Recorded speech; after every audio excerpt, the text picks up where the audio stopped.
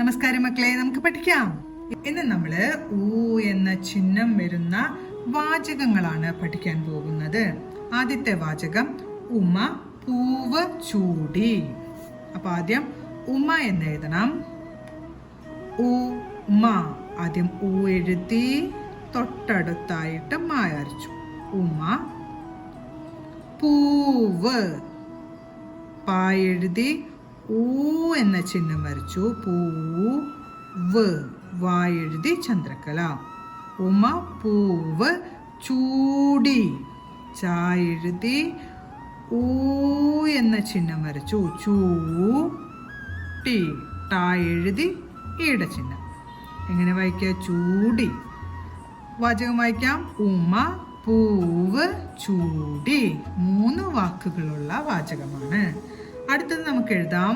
പാല് ചൂടാണ്. പാല് എന്നാണ് ആദ്യം എഴുതാൻ പോകുന്നത്. പാ വരച്ച് ആ എന്ന ചിഹ്നം വരച്ചു. പാല്. പാല്.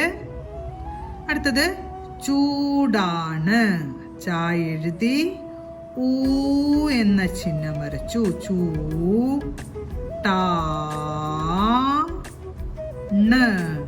വരച്ച് ചന്ദ്രക്കല. ചൂടാണ്. പാല് ചൂടാണ്. അടുത്ത നമ്മൾ എഴുതാൻ പോകുന്ന വാചകം കുട ചൂടി വരും. അപ്പൊ ആദ്യം കുട എഴുതണം അല്ലെ. കാ എഴുതി ഊന്റെ ചിഹ്നം. കുട. ചൂടി.